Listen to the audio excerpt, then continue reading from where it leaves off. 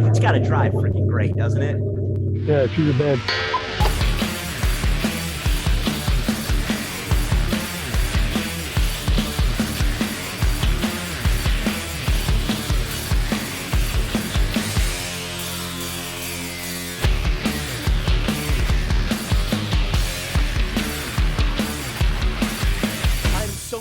That we finally got all together on this. I know it's been feels like months in the waiting, but talking about the things that you're doing, of course, specifically I want to talk about Hellrunner, but I see all kinds of cool shop stuff behind you. Chip, why don't you kind of give me the intro? What's going on at the shop?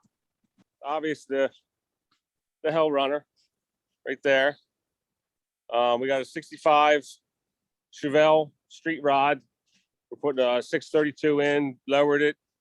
All kinds of other modifications. Nothing to the body. Body's going to be stock. Yeah. We got the 70 Roadrunner that we're doing a Phytech fuel injection system on. Oh, look at that. Yep. This is a 70 Rebel, the machine. Oh, those are so cool. Hey, okay. Yeah. You tell me now, if you're sitting there working on one, there's been a lot of love going to AMC stuff lately. Yeah, no doubt about it. No doubt. You know, it's I find that for me anyway, the odder a vehicle is, the more appealing it is to me. You know, some of the odd, well, the Javelins, you know, just an ugly car, but it's cool, you know? Yeah. You know, I think that's kind of always been the thing about the Mopar hobby in a sense too. And I don't mean this disrespectfully, right? But we've kind of been the redheaded stepchildren of the muscle car world. I mean, there's, you know, 100%. Lots of blue oval guys, you know, lots of bow tie guys, but it was always just kind of a special group of us that kind of, you know, fell in love with Mopars. And honestly, AMC is kind of an extended part of that family anyway. Yeah, right. Absolutely.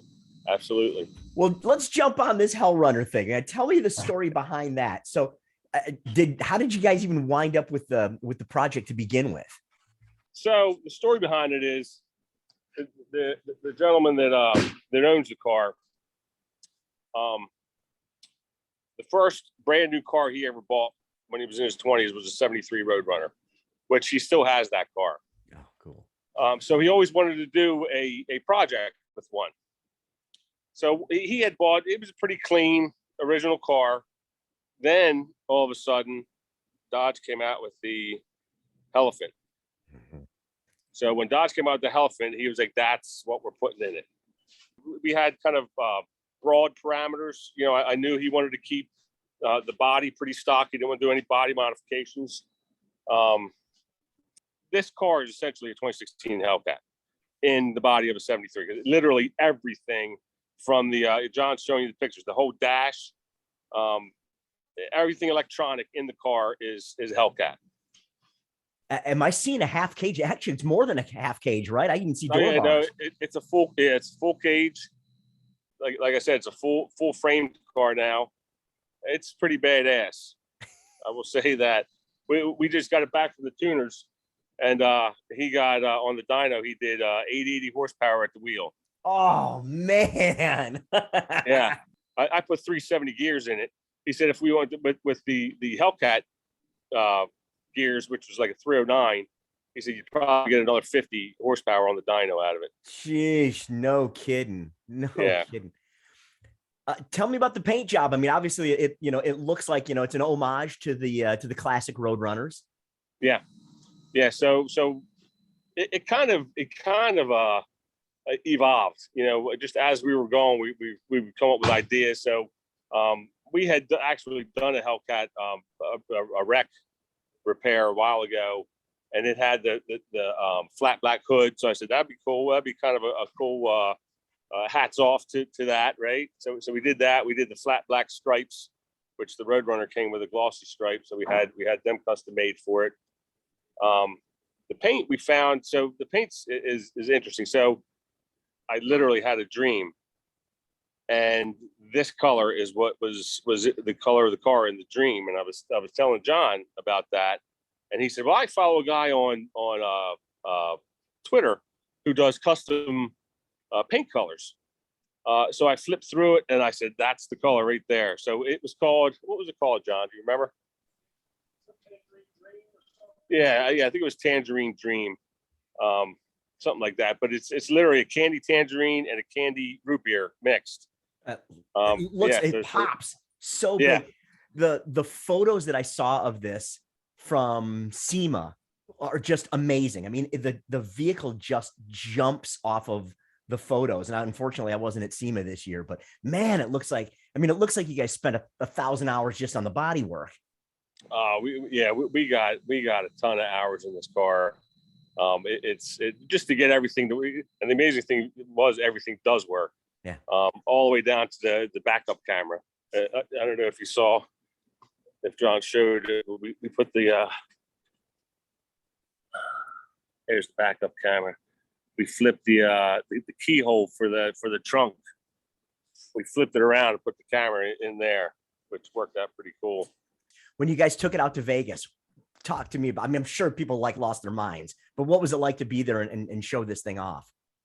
Everybody that came up to see it was just flipping out over it. Sure. And then, the big thing was when you opened the door for them and they saw the inside was a new car. Yeah. It was pretty cool. I don't know if you could see when little things like. Oh yeah, that's awesome. Right. So is this the first time that you've ever had a SEMA level car? Because that's a big deal, man. It is. Yeah, it is. No doubt. I mean, we've done nothing to this extent.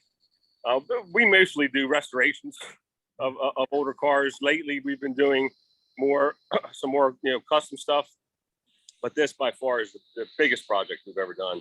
It's just it's impressive. I mean, we take for granted. I say, those of us that are, in the hobby, in the world, this is where we make our living, and we're constantly surrounded by great cars. And we tend to lose sight of the amount of craftsmanship that's involved. Tell me about the guys that were doing the work on this. Tell me about the work itself. What's that like from a craftsmanship standpoint? The amount of, it's not just the physical labor of it, but the knowledge that goes with it. Yeah, absolutely.